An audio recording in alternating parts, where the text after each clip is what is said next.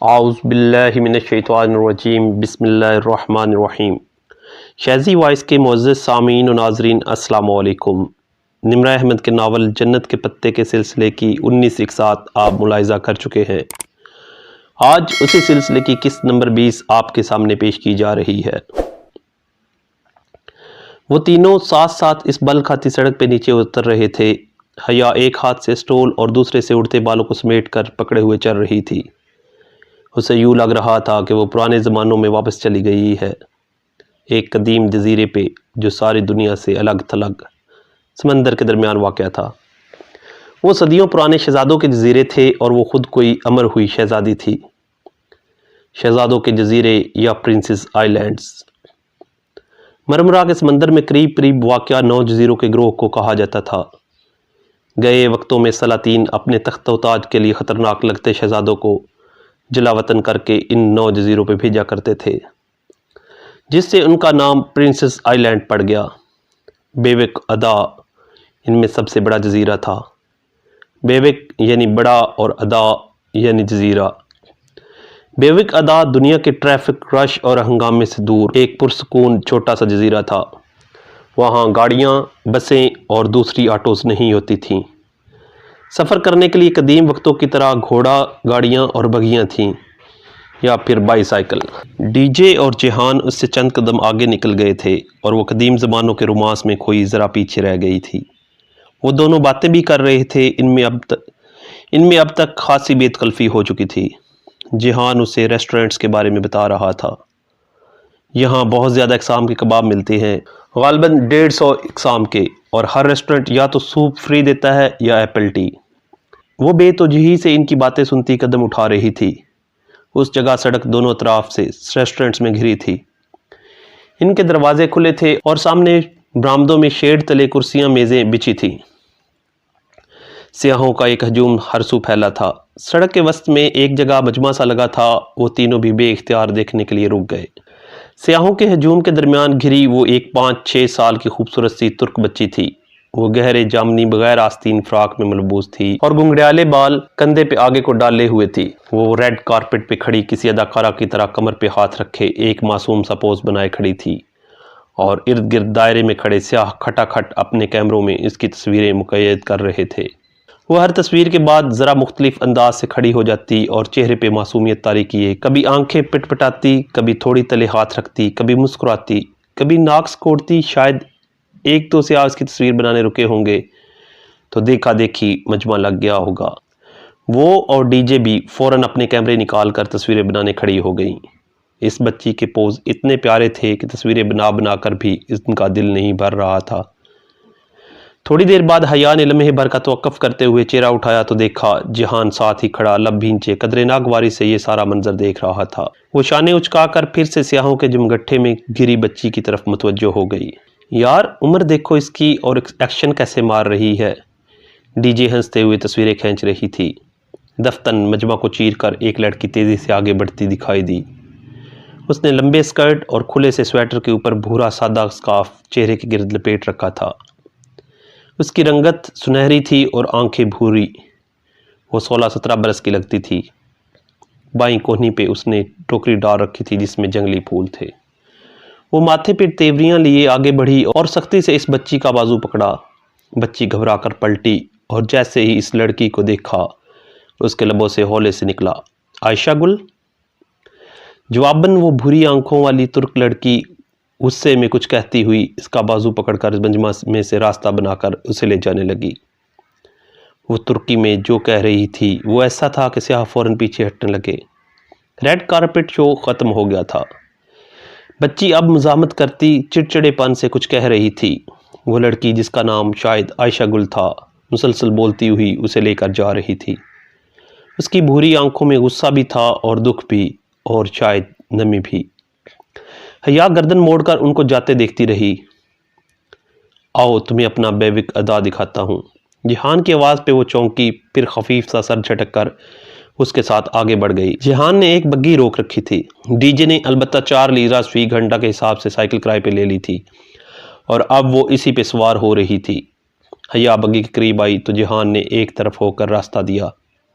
وہ شاہانہ سی بگی اوپر سے کھلی تھی، آگے ایک گھوڑا جتا تھا، اس کے ساتھ بگی بان لگام تھامے بیٹھا تھا۔ پیچھے ایک خوبصورت سی 2 افراد کے بیٹھنے کے لیے نشست بنی تھی جس پہ سنہری نقش و نگار بنے ہوئے تھے۔ وہ احتیاط سے اوپر چڑھی۔ مخملی شاہی نشست نہایت گداز تھی۔ وہ دونوں ایک ساتھ ہی اس پہ بیٹھے۔ بگی بان نے گھوڑے کو ذرا سی چابک لگائی تو وہ چل دیا۔ پتھریلی سڑک پہ اس کے ٹاپوں کی آواز گونجنے لگی۔ تو پھر پاکستان کے اچھے لوگ کیسے ہوتے ہیں؟ حیا نے گردن اس کی طرف پھیری۔ وہ ہاتھ میں پکڑے اسمارٹ فون پہ نگاہیں جمائے پوچھ رہا تھا۔ وہ اسے کبھی بھی مکمل توجہ نہیں دے گا، یہ تو طے تھا۔ پاکستان اور پاکستان کے اچھے لوگ۔ حیا گہری سانس لے کر سامنے کو دیکھنے لگی۔ سڑک 2 رویہ سبز درختوں کی قطار سے گھری تھی۔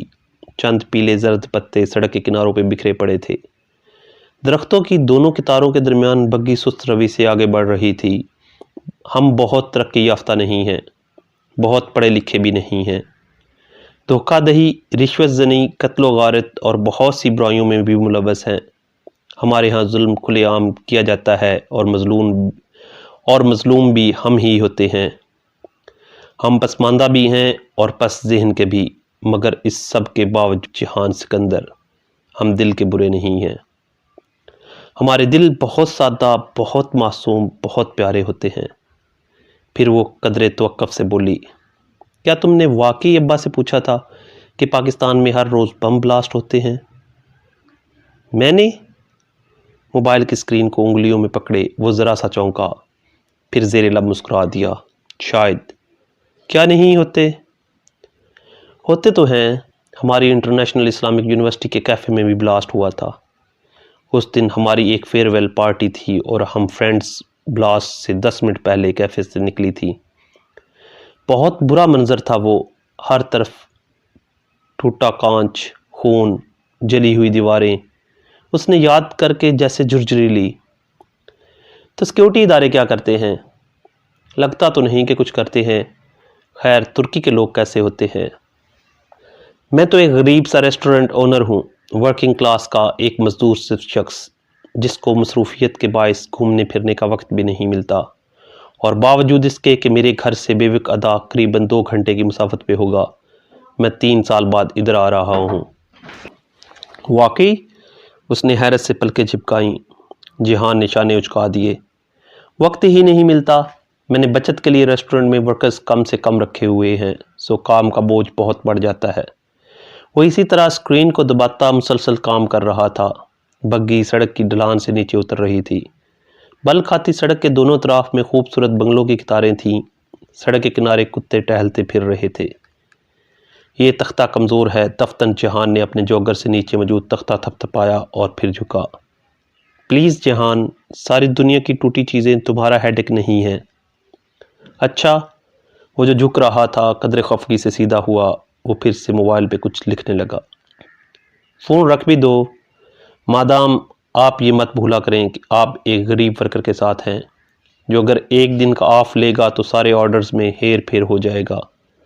سو اس بیچارے کو بہت سے کام یوں ہی آن دی موو بھگتانے پڑتے ہیں، اور وہ یہ بھی جانتا ہے کہ ان تمام محنتوں کے باوجود اگلے 10 سال تک بھی بیوک ادا کے ان بنگلوں جیسا آدھا بنگلہ بھی نہیں بنا سکتا۔ اس کے کہنے پہ حیا نے لاشعوری طور پر سڑک کے دونوں طرف بنے بنگلوں پر نگاہ دوڑائی اور ایک لمحے کو ٹھٹک کر رک گئی۔ دائیں طرف جہان کے اس جانب جس بنگلے کے سامنے سے بگی گزر رہی تھی وہ اتنا عالی شان اور خوبصورت تھا کہ نگاہ نہیں ٹکتی تھی۔ 4 منزلہ سفید اونچے ستونوں پہ وہ محل یوں شاہانہ انداز میں کھڑا تھا جیسے کوئی ببر شیر اپنے پنجوں پہ بیٹھا ہوتا ہے۔ اس کے چھوٹے سے باغیچے کے آگے ایک لکڑی کا سفید گیٹ تھا۔ بگی آگے بڑھ گئی تو وہ گردن موڑ کر دیکھنے لگی۔ سفید محل کے لکڑی کے گیٹ پہ نام کی ایک تختی لگی تھی جس پہ قدیم لاطینی ہجوں کے انداز میں ترچھا کر کے انگریزی میں لکھا تھا A.R. پاشا۔ اس کے دل کی دھڑکن لمحے بھر کو رکی تھی۔ اس کے انداز پہ جہان نے پلٹ کر اس گھر کو دیکھا تھا۔ اب کیا تم ابھی سے میری جیب کا مقابلہ ان بنگلوں کے ساتھ کرنے لگی ہو؟ وہ چونکی، پھر دوبارہ اس گیٹ کو دیکھا جو اب دور ہوتا جا رہا تھا۔ نہیں تو۔ وہ سر جھٹک کر آگے دیکھنے لگی۔ پھر کتنی ہی گلیوں سے وہ خاموشی سے گزرے، یہاں تک کہ ایک جگہ جہان نے ترک میں کچھ کہہ کر کوچوان سے بگھی رکوا دی۔ ہم نے پورے جزیرے کا چکر لگانا تھا، پھر ابھی سے کیوں رک گئے؟ وہ اترنے لگا تو حیا بول اٹھی، نماز۔ جہان نے سامنے مسجد کی جانب انگلی سے اشارہ کیا۔ اچھا۔ وہ سر ہلا کر اٹھی، ایک ہاتھ راڑ پہ رکھا اور احتیاط سے پاؤں نیچے پیڈل پہ رکھ کر اتری۔ جہان پہلے ہی اتر کر مسجد کے دروازے کی طرف بڑھ گیا تھا۔ مسجد چھوٹی مگر صاف ستھری سی تھی۔ جہان مردوں والے حصے میں چلا گیا تو وہ وضو کر کے عورتوں کے پریئر ہال میں آ گئی۔ وہ ظہر کا وقت تھا مگر سورج بہت ٹھنڈا لگ رہا تھا۔ ہال کے ایک کونے میں ایک لڑکی بیٹھی تھی، اس کے سامنے ایک بچی اسی کے انداز میں بیٹھی دھیمی آواز میں کچھ کہہ رہی تھی۔ حیا گیلے بازوؤں کی آستین نیچے کرتے ہوئے بغیر ان دونوں کو دیکھتی رہی۔ یہ وہی دونوں لڑکیاں تھیں جو ابھی 2 گلیاں چھوڑ کر سڑک پہ اسے نظر آئی تھیں۔ جامنی فراق والی چھوٹی بچی اور دوسری بھورے اسکارف والی سنجیدہ سی لڑکی۔ بچی منت بھرے شکایتی انداز میں اس لڑکی کے گھٹنے کو جھنجھوڑتی کچھ کہہ جا رہی تھی، مگر وہ لڑکی جس کا نام شاید عائشہ گل تھا نفی میں سر ہلاتی گویا مسلسل اس کی تردید کیے جا رہی تھی۔ وہ دونوں بہت دھیمی آواز میں باتیں کر رہی تھیں۔ حیا اسٹول کو چہرے کے گرد لپیٹتے ہوئے ان دونوں کو دیکھے گئی۔ انہوں نے اسے نہیں دیکھا تھا، شاید وہ آپس میں مشغول تھیں۔ وہ جب نماز پڑھ کر اٹھی تو دیکھا وہ بچی ابھی تک اس لڑکی کو منا رہی تھی اور شاید اپنی کوشش میں کامیاب نہیں ہو پا رہی تھی۔ اس کی آواز دھیمی اور زبان انجان تھی، مگر کبھی کبھی وہ بے بسی بھرے انداز میں چیخ کر ذرا زور سے عائشہ گل پلیز کہہ اٹھتی تو حیا کو سنائی دے دیتا۔ ایک آخری نگاہ ان دونوں پہ ڈال کر وہ باہر آ گئی۔ مسجد کے برآمدے میں وہ تنہا نماز پڑھ رہا تھا۔ حیا ننگے پاؤں چلتی ہوئی برآمدے تک آئی اور ایک ستون سے ٹیک لگا کر کھڑی ہو گئی۔ ہوا سے اس کا سر پہ لیا سٹول سر کی پشت تک پھسل گیا تھا۔ سامنے چند قدم کے فاصلے پہ وہ سجدے میں جھکا تھا، نیلی جینز اور اوپر سیاہ سویٹر، جہان سکندر کا مخصوص لاپرواہ سا حلیہ۔ وہ ایک مسکراہٹ کے ساتھ سر ستون سے ٹکائے اسے دیکھے گئی۔ وہ اب سجدے سے اٹھ کر تشہد میں بیٹھ رہا تھا۔ ہر کام بہت پھرتی سے کرنے والے جہان سکندر کی نماز بہت ٹھہری ہوئی اور پرسکون تھی۔ وہ چونکہ اس سے ذرا پیچھے کھڑی تھی تو یہاں سے اس کا صرف ہلکا رخ ہی نظر آتا تھا، گردن کی پشت اور چہرے کا ذرا سا دایاں حصہ۔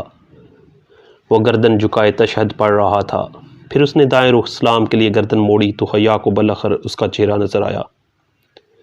وہ زیر لب مسکراتے اسے دیکھے گئی۔ دوسری جانب سلام پھیر کر اس نے دونوں ہاتھ دعا کے لیے اٹھائے۔ چند لمحے وہ یوں ہی بیٹھا دعا مانگتا رہا، پھر ایک گہری سانس لے کر ہاتھ چہرے پہ پھیرتا وہ کھڑا ہوا اور واپس مڑا تو اسے ستون کے ساتھ کھڑے دیکھ کر مسکرایا۔ تم انتظار کر رہی تھی؟ وہ ذرا مسکرا کر کہتا ہوا اس کی طرف آیا تو حیا نے اس بات میں سر ہلا دیا۔ وہ دونوں ساتھ ہی باہر آئے تھے۔ جہان چوکھٹ پہ جب وہ جھک کر کھڑا جوگر پہن رہا تھا تو حیا نے اسے پکارا، تم مذہبی ہو؟ تھوڑا بہت، وہ تسمہ باندھ رہا تھا۔ لگتے نہیں ہو۔ تسمے کی گرہ لگاتی اس کی انگلیاں تھمی۔ اس نے سر اٹھا کر قدرے ناسمجھی سے حیا کو دیکھا۔ میں کیا کرتا کہ مذہبی لگتا؟ یہ تو مجھے نہیں پتا۔ ویسے تم نے دعا میں کیا مانگا؟ میں نے زندگی مانگی۔ وہ تسمہ بند کر کے اٹھ کھڑا ہوا۔ زندگی؟ حیا نے اس کا چہرہ دیکھتے ہوئے دہرایا۔ وہ اب عادتاً سویٹر کی آستین موڑ رہا تھا۔ انسان وہی چیز مانگتا ہے جس کی اسے کمی لگتی ہے، سو میں ہمیشہ زندگی مانگتا ہوں۔ اگر زندگی ہے تو سب خوبصورت ہے، نہیں ہے تو سب اندھیر ہے۔ وہ دونوں سڑک کے کنارے ساتھ ساتھ چلنے لگے تھے۔ خوبصورتی کیا ہوتی ہے جہان؟ بیوک ادا کی سرد ہوا اس کے بال پھر سے اڑانے لگی تھی۔ شال سر سے پھسل کر اب گردن کے پیچھے اٹک گئی تھی، اور جب اپنے بکھرتے بال دونوں ہاتھوں میں سمیٹتے ہوئے اس نے یہ سوال پوچھا تھا تو شدید خواہش کے باوجود وہ جانتی تھی کہ وہ خوبصورتی حیا سلمان کی آنکھیں ہیں جیسی کوئی بات نہیں کہے گا، مگر جو اس نے کہا وہ حیا سلمان کے لیے قطعی غیر متوقع تھا۔ علی کرامت کی ماں۔ کیا؟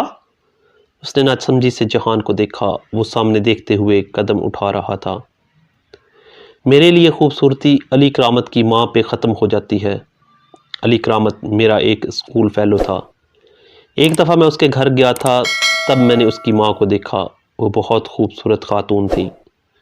وہ ڈاکٹر تھیں اور اس وقت ہسپتال سے آئی تھیں۔ وہ تھکی ہوئی تھیں اور اس وقت کچن میں کھڑی ٹیشو سے اپنا چہرہ تھپتھپا رہی تھیں۔ حیا وہ چہرہ اتنا مقدس، اتنا خوبصورت تھا کہ میں بیان نہیں کر سکتا۔ اس کی بات پہ وہ چند لمحے کے لیے خاموش سی ہو گئی۔ وہ ترک تھیں یا پاکستانی؟ بہت دیر بعد وہ بولی، وہ سیاہ فام تھی، مصری سیاہ فام۔ اور حیا کے حلق تک میں کڑواہٹ گھل گئی تھی، تاہم وہ لب بھینچے خاموشی سے اس کے ساتھ قدم اٹھاتی رہی۔